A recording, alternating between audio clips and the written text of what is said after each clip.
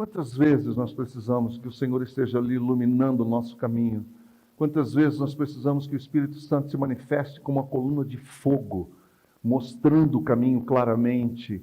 Acho que você sabe muito bem o que eu estou falando aqui. Quantas vezes nós estivemos diante de decisões importantes na nossa vida e a gente queria ter certeza de que o caminho que nós estamos tomando, o passo que nós estamos dando, é realmente um passo que vai agradar, que vai estar no centro da vontade de Deus. A gente daria tudo para ouvir uma voz muito concreta, como você está ouvindo a minha. A gente daria tudo para ouvir a voz de Deus, não é verdade? E é esse Deus que se manifesta através de Jesus. É em Jesus que nós vemos essa clareza, essa concretude. É um Deus abstrato, e a gente precisa ficar bem claro isso para nós. Ele não é um Deus abstrato, ele tem essa forma, ele tem um rosto, ele tem uma expressão, ele tem uma voz, ele tem mãos, ele tem pés.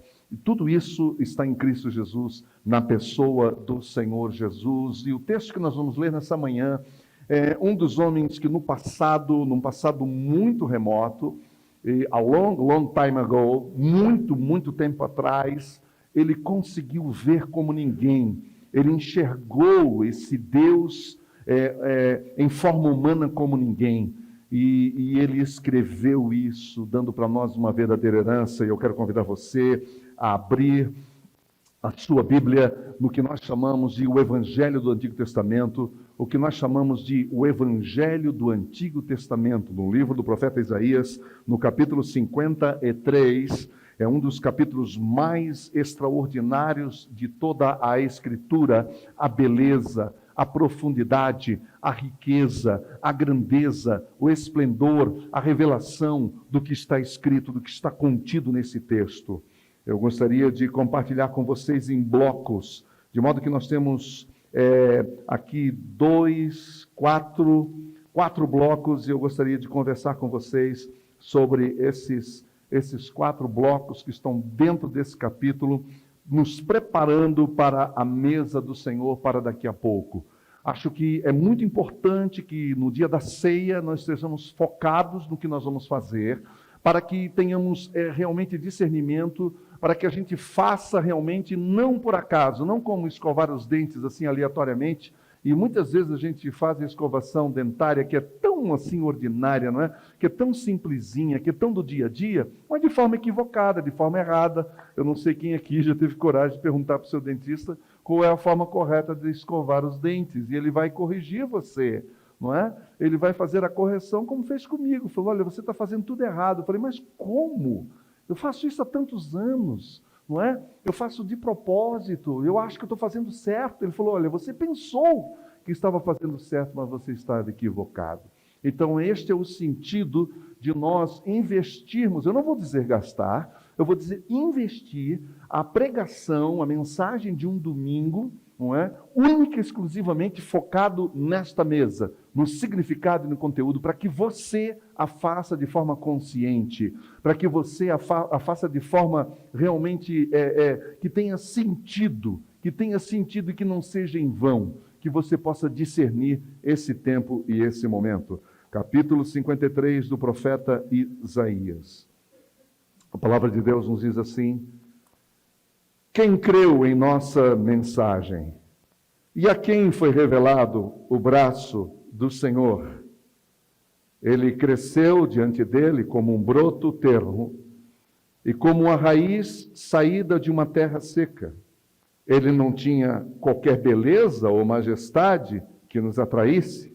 Nada havia em sua aparência para que o desejássemos. Foi desprezado e rejeitado pelos homens, um homem de dores e experimentado no sofrimento, como alguém de quem os homens escondem o rosto. Foi desprezado e nós não o tínhamos em estima. Certamente, ele tomou sobre si as nossas enfermidades e sobre si levou as nossas doenças. Contudo, nós o consideramos castigado por Deus atingido e afligido. Mas ele foi transpassado por causa das nossas transgressões, foi esmagado por causa de nossas iniquidades. O castigo que nos traz a paz estava sobre ele, e pelas suas pisaduras fomos curados, fomos sarados. Todos nós, tal qual ovelhas, nos desviamos. Cada um de nós se voltou para o seu próprio caminho, e o Senhor fez cair sobre ele a iniquidade de todos nós. Ele foi oprimido e afligido, e contudo, não abriu a sua boca. Como um cordeiro foi levado para o matadouro, e como uma ovelha que diante de seus tosqueadores ela fica calada, ele não abriu a sua boca. Com julgamento opressivo ele foi levado. E quem pôde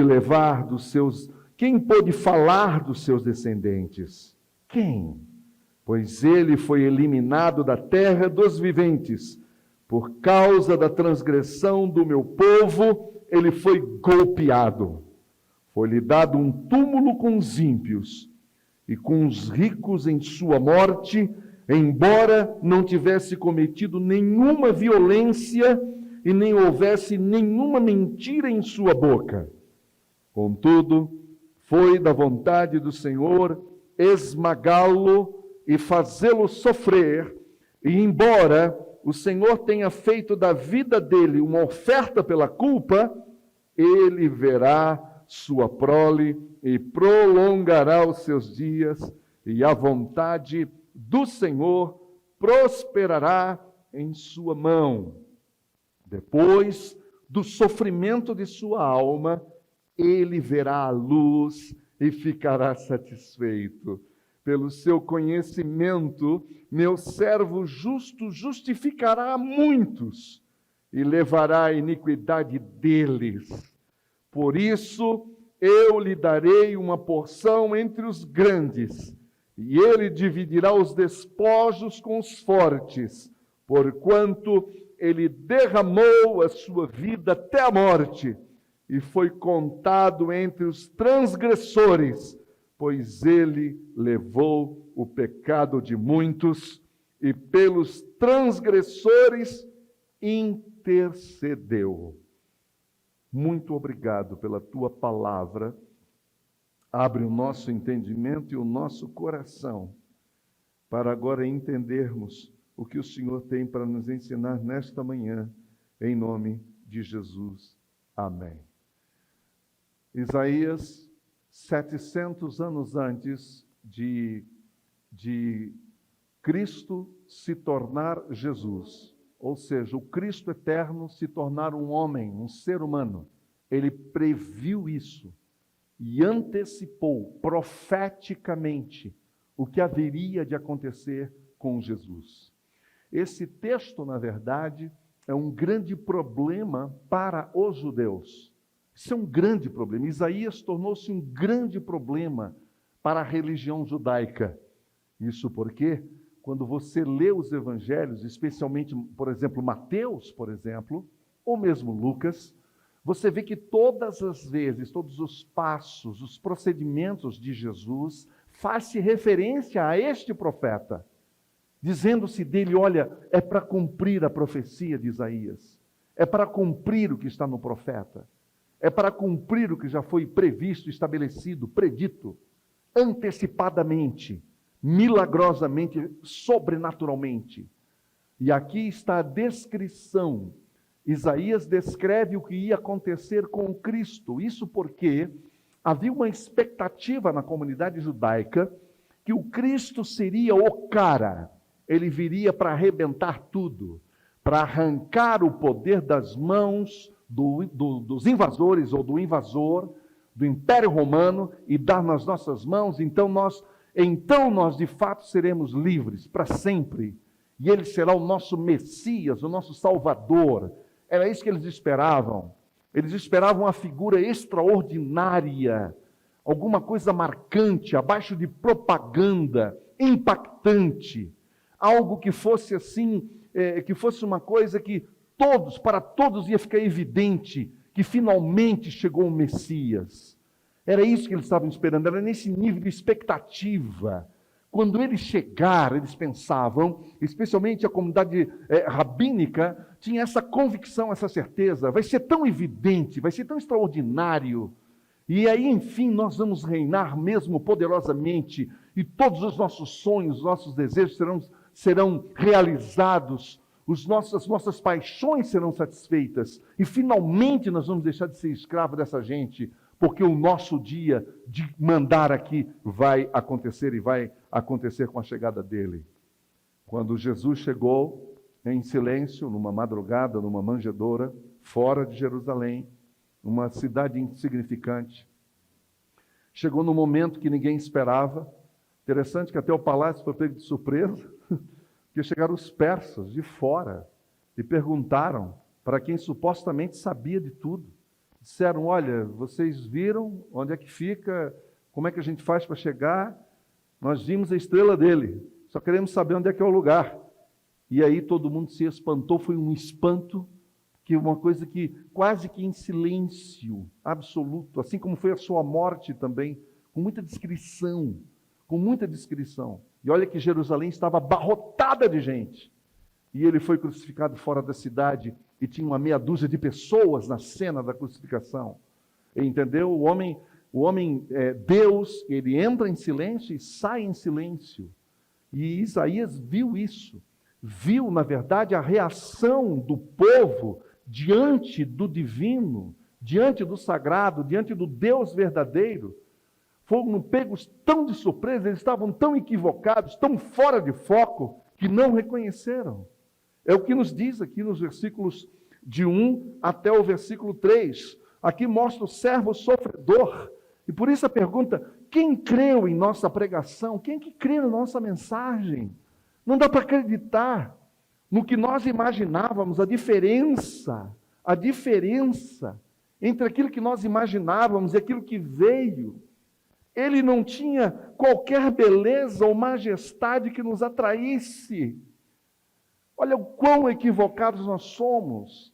Olha as imagens que nós vamos criando dentro de nós daquilo que nós chamamos de Deus. O Deus que está ali para satisfazer, na verdade, muito mais a sua vontade do que a própria vontade de Deus. Por isso que eu creio firmemente que essa brincadeira que às vezes a gente faz um com o outro, dizendo, olha, lá no céu eu quero conhecer o fulano, o ciclano, não tem isso. Olha, eu acho que o dia que nós encontrarmos Jesus, nós vamos levar um susto. Que é tão diferente daquele Jesusinho pintadinho de cabelo de chapinha. Como é que chama essa chapa nova aí? Essa progressiva, obrigado. Muito obrigado. A progressiva, no capricho, olhos azuis, uma coisa gracinha, dividido no meio, uma coisinha séria. Vão levar um susto.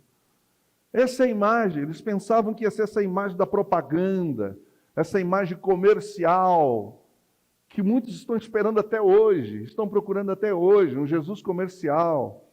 Nunca leram que ele disse, no mesmo livro de Isaías, aliás, está lá no Evangelho, dizendo-se, volte a Isaías e vocês vão ver que o que está acontecendo aqui é só para se cumprir, que não se ouviria a sua voz da praça. Sabe o que ele está querendo dizer com isso? Que eu não vou precisar das mídias, eu não preciso disso. Eu não preciso erguer a minha voz. E aí o que se chama de segredo messiânico, quando Jesus fazia os milagres, dizia, não fale para ninguém, que eu, quando garoto, estranhava isso, porque eu sempre pensava como menino, dizendo, meu Deus, se fosse comigo, eu ia espalhar esse negócio, já que sou eu que estou produzindo isso. Mas Jesus não, dizia, não conte para ninguém.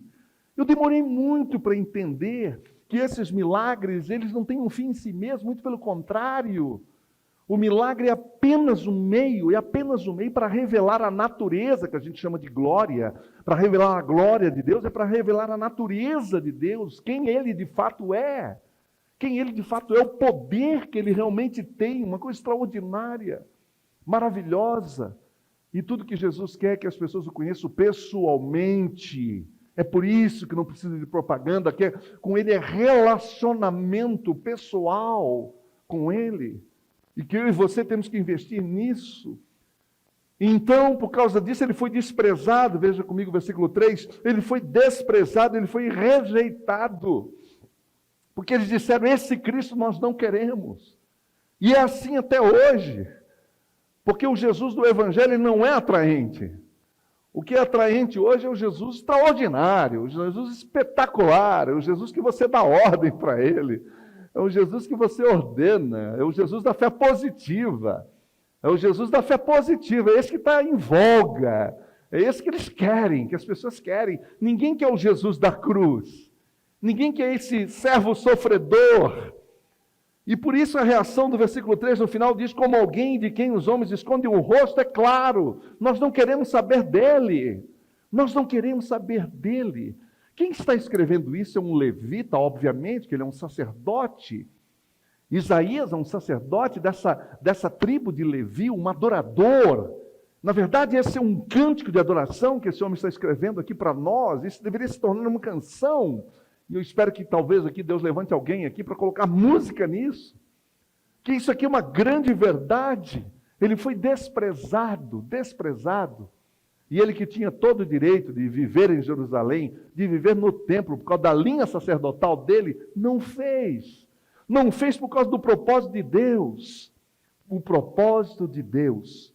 E nós não tínhamos em estima. É difícil amar um Jesus que enfrenta a cruz. É difícil amar um galileu, um nazareno, que não é um cidadão de Jerusalém, que tem um poder extraordinário. Mas no segundo momento, Isaías está nos mostrando aqui nos versículos 4 até o 7, do servo ferido. De qual foi essa ferida que ele recebeu. E olha que coisa extraordinária, se nós pudéssemos tomar posse disso para a nossa vida, certamente ele tomou sobre si as nossas enfermidades. Ele tomou sobre si as nossas enfermidades. Quais são as nossas enfermidades? Quais são as suas enfermidades que te atormentam? Quais são as tuas necessidades que te afligem, que arrebentam com você? O Senhor Jesus levou tudo isso sobre ele.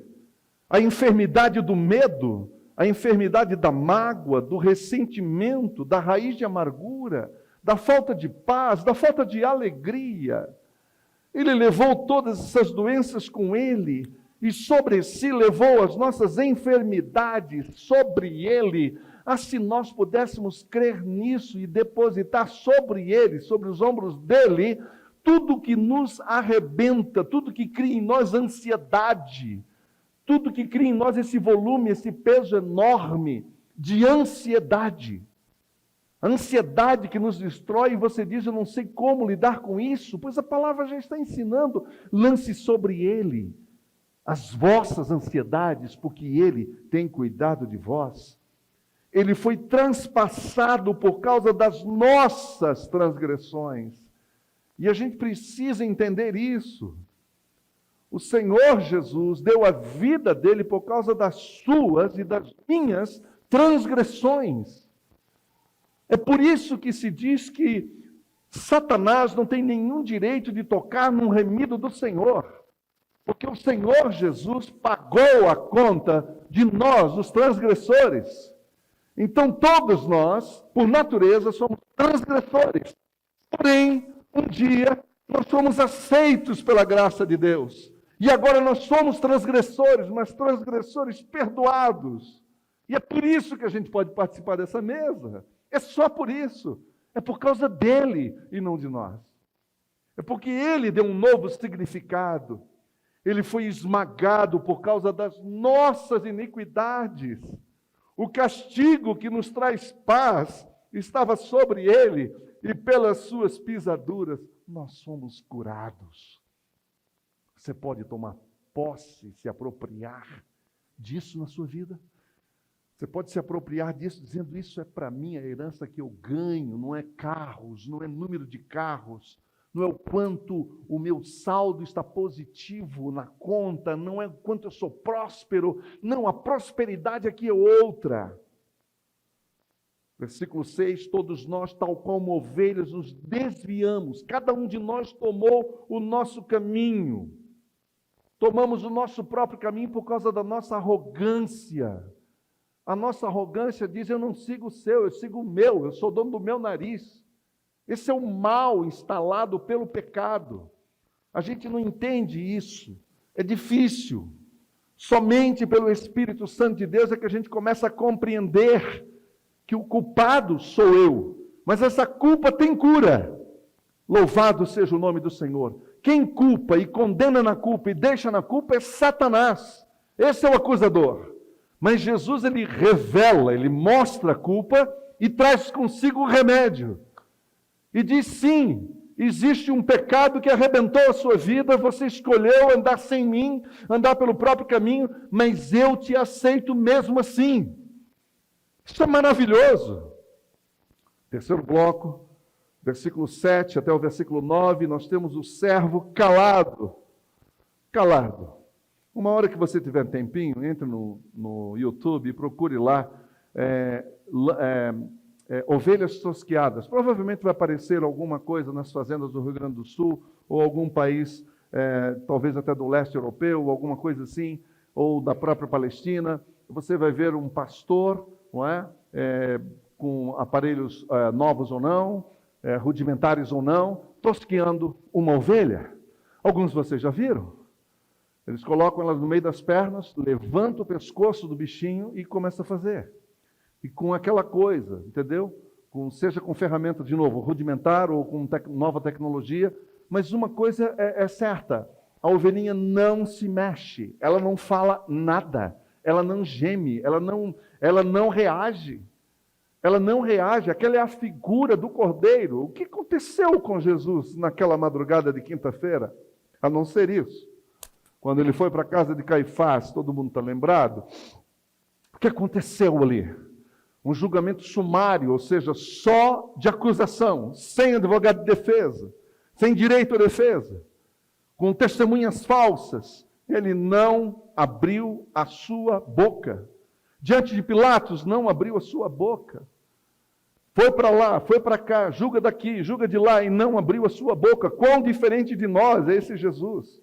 E é isso que ele está dizendo. Ele foi oprimido, foi afligido, e contudo não abriu a sua boca. Como um cordeiro foi levado para o matadouro, e como a ovelha que diante dos seus torcedores ela fica calada, ele não abriu a sua boca. Ele não abriu a sua boca. Nós nos defendemos tanto, nós esperneamos, nós criamos caso, nós argumentamos, nós levantamos as nossas questões e, sobretudo, os nossos direitos. Nós brigamos pelos nossos direitos. E em momento nenhum você vê Jesus brigando pelos seus direitos. Ele se entregou. E o mais importante aqui é nós sabermos que a origem dessa paz que havia em Jesus, a origem da sua paz estava em Deus, o Pai, porque ele sabia o tempo todo a quem pertencia. Presta bem atenção no que eu estou lhe dizendo. Quando você sabe a quem você pertence, quando você tem convicção a quem você pertence, quando você tem convicção de que você não está sozinho ou sozinha nesse mundo, mas você pertence a alguém, e aí então você confia nesse alguém, para qualquer coisa, em qualquer momento, vem paz no coração. Há uma paz no coração. Sabe por que não temos paz? Sabe por que alguém não goza de paz? Porque não sabe quem é. Porque não sabe quem está a seu favor. Porque você não sabe para quem você pertence. Porque até hoje, o dono de você é você mesmo. Mas o dia que você disser e declarar, a partir de hoje, eu estou morto para mim mesmo, eu estou morto para esse mundo, eu estou morto para qualquer coisa, estou apenas vivo para Deus, é Ele que assume o controle, é Ele que assume o comando. E aí você vai descansar no Senhor. E aí você vai confiar nele. Foi o que aconteceu com Jesus o tempo todo. O tempo todo. Jesus sempre soube o que ia acontecer com ele. Não foi pego de surpresa. Não foi pego. Havia um descanso interior. É incrível, porque quando ele se despede dos seus discípulos, ele que ia ser sacrificado, ele que ia ser traído, ele que ia ser negado. Aliás, por dois que ali na frente dele estavam, o Senhor Jesus consola o coração dos seus discípulos, dizendo: deixo-vos a paz. A minha paz os dou. não vou dou como o mundo a dá. Não se turbe o vosso coração, nem se atemorize. Você já pensou em ter na audiência o apóstolo Pedro e Judas Iscariotes, ouvindo isso, ouvindo essas palavras, e ele olhando nos olhos de cada um, sabendo o que estava acontecendo, nos bastidores, e em momento nenhum expôs ninguém. Esse é o nosso Jesus.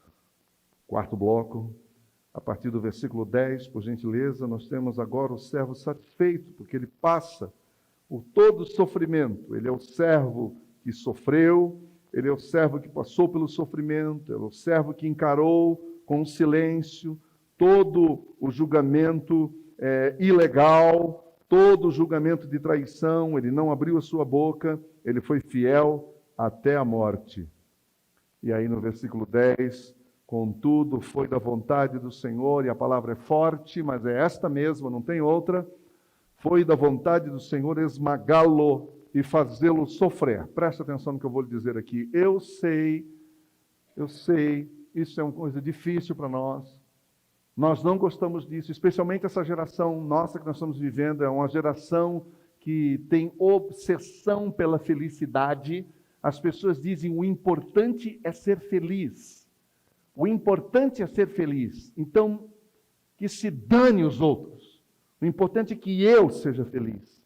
Então, essas palavras são como uma agressão. Isso soa difícil aos nossos olhos.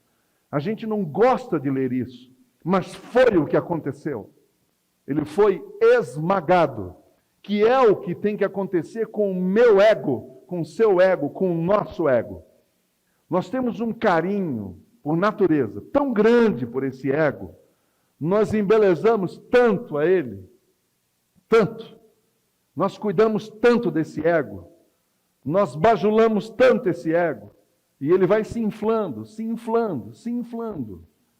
E aí qualquer coisa que acontece na vida, é só perguntar para os terapeutas, tem alguns deles aqui agora, qualquer coisinha, qualquer vento sul, como diz na minha terra, que bate, o sujeito já fica completamente inseguro, desesperado, por causa de qualquer coisa. Sabe por quê? Nunca passou pelo sofrimento. O deserto nos tira o medo. O deserto nos tira o medo. Não reclame do deserto. Veja no deserto uma oportunidade de crescimento, de aprendizagem, de conhecimento do Senhor, de fortalecimento da sua fé. As melhores lições que os discípulos receberam do Senhor Jesus foram no momento de crise. Foram crises, percebam. Inclusive esta que você leu aqui foi uma crise instalada. Havia uma crise instalada ali. Como não? Como não? Todas aquelas pessoas ali, chegando o pôr do sol, etc., os discípulos tomaram uma reação. A reação deles foi muito simples, a mais humana possível, a mais egoísta possível. Chegaram a Jesus e falaram, despede a multidão, manda embora. É o que a gente faz. É o que sempre a gente faz. Despede, nós não queremos problema. Isso dá trabalho. Sim, dá trabalho mesmo, e dá mesmo. Cuidar dá trabalho. Acolher dá trabalho. Amar dá trabalho. Ou não dá? Dá muito trabalho. E eles não queriam trabalho. E aí o Senhor Jesus toma a atitude que toma, vocês todos conhecem. O que acontece ali foi uma crise. Quando terminou tudo aquilo, e eu gosto daquela passagem, eu gosto, porque a ironia de Jesus ela é incrível. Diz o texto, eu estou me referindo ao texto que foi lido aqui desde o começo pelo Renan, e diz o seguinte, numa das versões diz o seguinte, no final, depois que todos comeram e se fartaram, está lá todos, a palavra todos é pantes, quer dizer que é todos mesmo. No grego, todos é todos. Ninguém ficou de fora. 5.000 homens. Vamos colocar mais mulheres aí, mais as crianças. Meu Deus, que multidão. Todos comeram e se fartaram, sobraram. Quantos cestos? Quantos cestos, por favor? Fale o número, quantos cestos? 12. 12 cestos cheios de pães e de peixes. Meio que Jesus dizendo assim, eu quero que cada um carregue o seu próprio cesto. Para que vocês nunca duvidem. Nunca duvidem. Para que vocês sempre saibam que na crise é que vocês vão conhecer quem eu sou. Nós nunca vamos conhecer Jesus na praia de Miami. Nós nunca vamos conhecer Jesus nas praias maravilhosas do Brasil. Nós nunca vamos conhecer Jesus no playground. Mas você vai conhecer Jesus no deserto. É no deserto que ele se revela. É no deserto. Agradeça ao Senhor pelo privilégio que você tem de passar pelo deserto. Isso não é uma loucura. Desculpa, é uma loucura. Que é totalmente contra a cultura. Isso vai totalmente contra o que você aprendeu e eu. Que nós queremos um Deus maravilhoso, que nos isente de tudo. A gente sempre fala isso, não é verdade? Nós queremos andar nas nuvens. Nós queremos uma ponte que passe sobre o brejo. Uma ponte que passe sobre o lodo. Nós não queremos colocar o pé na lama, entendeu? E a gente acha que Deus tem obrigação de fazer isso, se Ele não fez isso com o próprio Filho. Se Ele expôs o Filho, se Ele esmagou o Filho, naquelas 7 palavras da cruz, naquela expressão, a única vez que Jesus se dirige ao Pai como Deus, Eloi, Eloi, lama sabachthani, a única vez que Jesus se dirige a Deus como Deus, Eloi, Eloi, lama sabachthani, Deus meu, por que me desamparaste? Naquela hora, ele estava sendo esmagado por mim e por você. Pelos meus e pelos seus pecados. É isso que Isaías viu antes de todos e o fez sofrer, embora o Senhor tenha feito da vida dele uma oferta pela culpa. Foi uma oferta pela culpa. O pai ofereceu o filho como oferta, como um cordeiro perfeito, e disse: está aqui, a única oferta que eu vou aceitar. Foi isso que o pai disse. A única oferta que eu aceitarei será o meu filho, porque esse nunca pecou, foi fiel o tempo todo. E aí se diz que o filho verá essas coisas, ele verá a sua prole e prolongará os seus dias, e a vontade do Senhor prosperará em sua mão. E agora essa parte linda, depois do sofrimento da sua alma, ele verá a luz e ficará satisfeito. Aleluia. Sabe o que significa ver a luz aqui? Luz pode ser traduzido como vida. Aqui Jesus foi julgado, ele foi preso, julgado, foi castigado, foi machucado, foi arrebentado, exposto, ferido, e depois foi morto naquela cruz. E depois de morto, ele foi levado por amigos, e José estava na frente disso, José da Arimateia, e ele compra ou pega o corpo de Jesus e coloca num sepulcro novo, onde eram sepultadas pessoas que tinham condições financeiras. Essa é a grande verdade.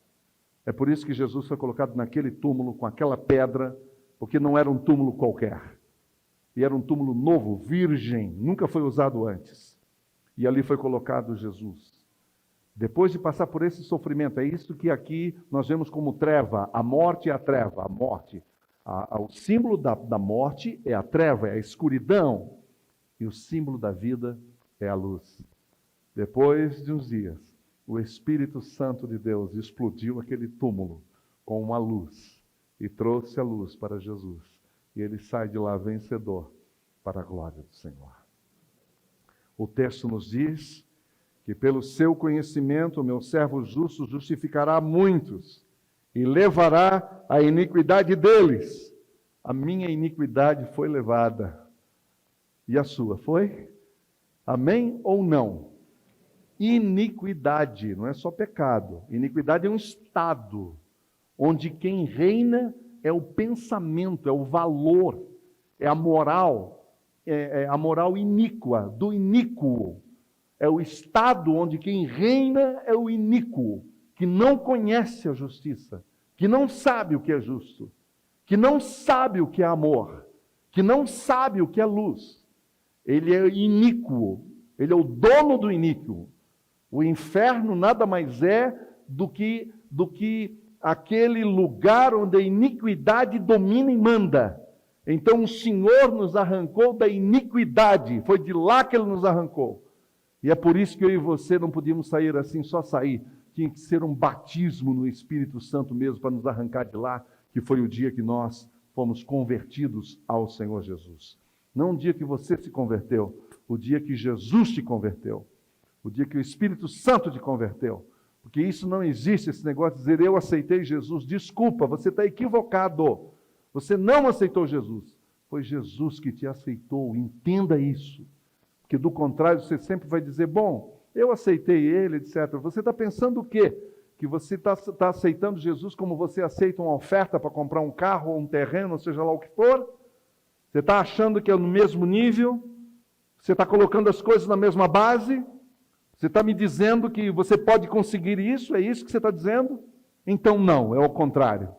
Foi Ele que te viu, Ele que te enxergou, Ele que te amou, e Ele disse, venha, porque eu vou fazer em você o que o amor manda fazer. Então não existe ninguém melhor do que ninguém. Eu sei que isso te fere um pouco, isso mexe com você, eu sei disso, eu lamento. Mas você precisa saber a verdade. Não continue no erro, senão você vai achar que você é alguma coisa. E diante de Deus nós não somos nada, absolutamente nada. Sabe por quê? Porque nós não somos bons, não há nada de bom em nós. Em nenhum de nós. Bom é só Deus. Só Ele é bom.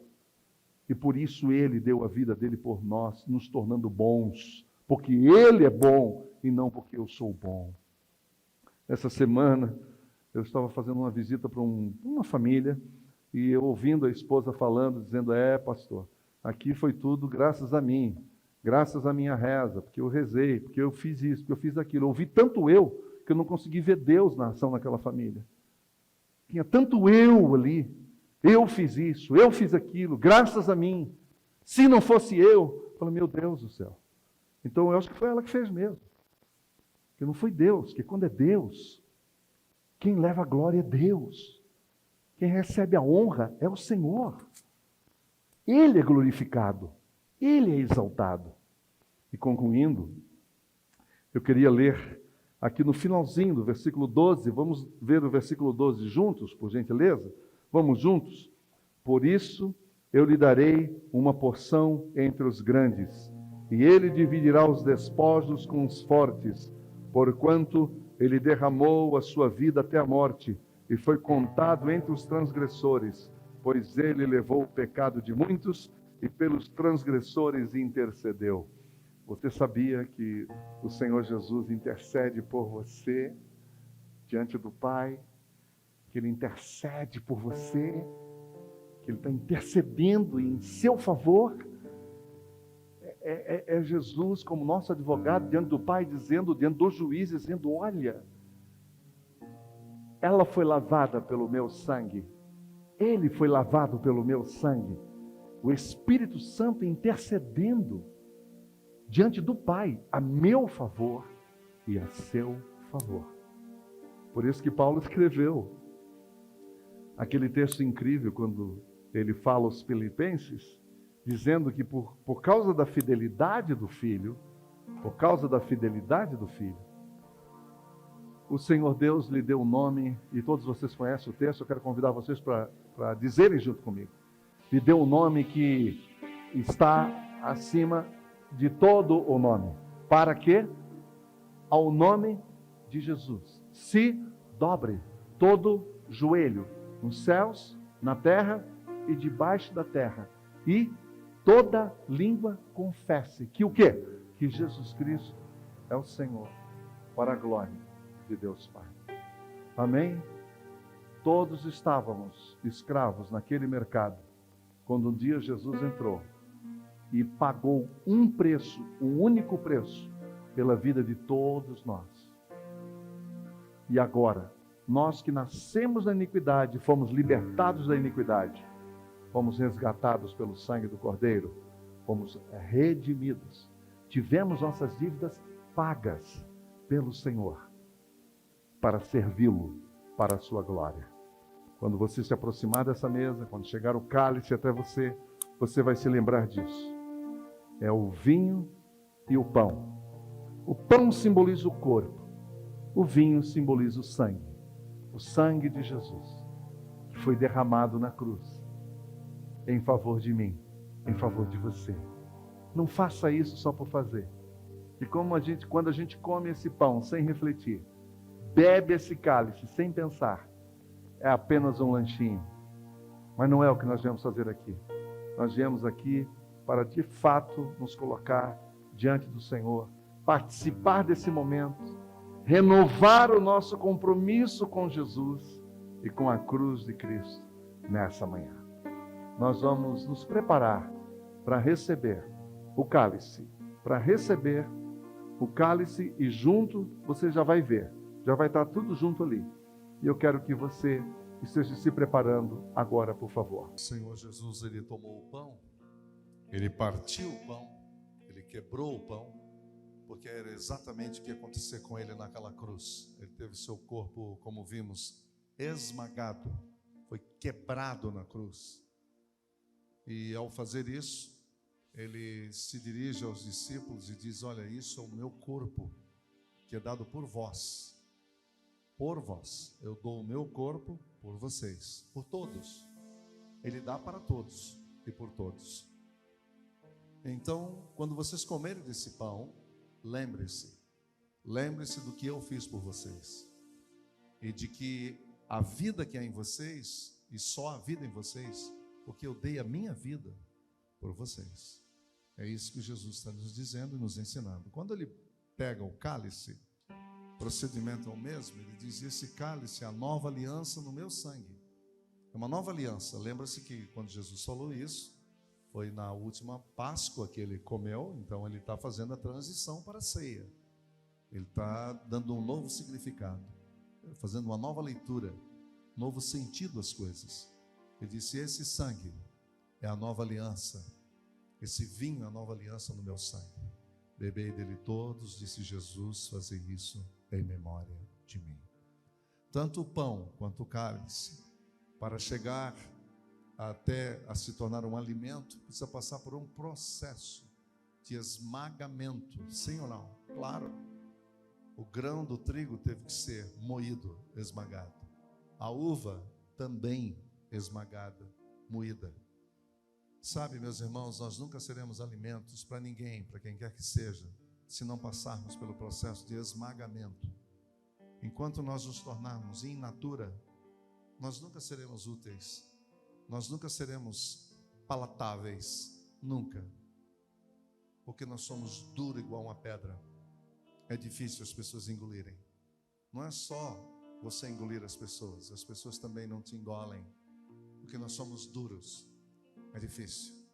Só a cruz mesmo para acabar com o nosso ego.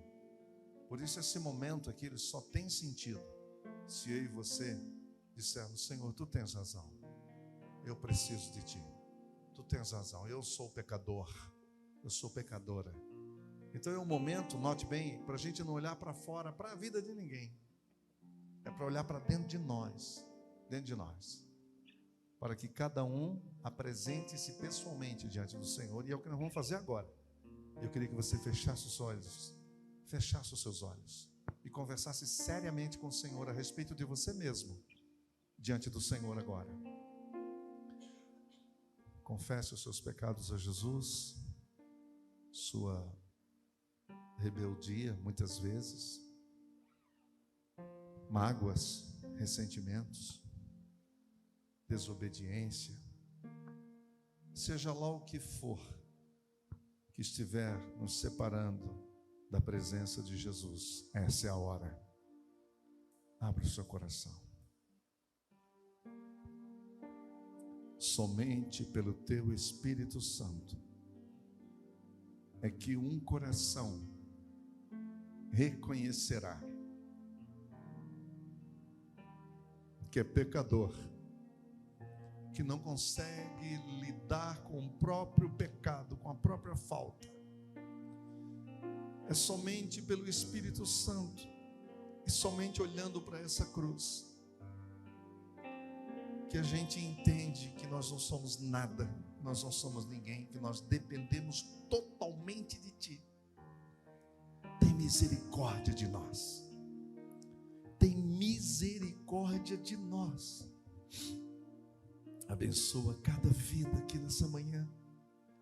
Eu quero orar pelos meus irmãos, as minhas irmãs, que estão com o coração gelado, que estão com os corações frios e não sabem o que fazer para aquecê-los novamente. Eu quero te pedir nesta hora, Espírito Santo, que tu quebrantes os nossos corações. Quebrante os nossos corações. Que o Senhor traga arrependimento para os nossos corações. E o arrependimento e o quebrantamento vai trazer despertamento, vai trazer vida nova para dentro do nosso coração. Perdoa os nossos pecados. Perdoa as nossas falhas, por pensamento, por atitudes. Jesus, lava-nos com teu sangue nessa manhã. Pode orar isso comigo, meu irmão, minha irmã? Lava-me com teu sangue nessa manhã.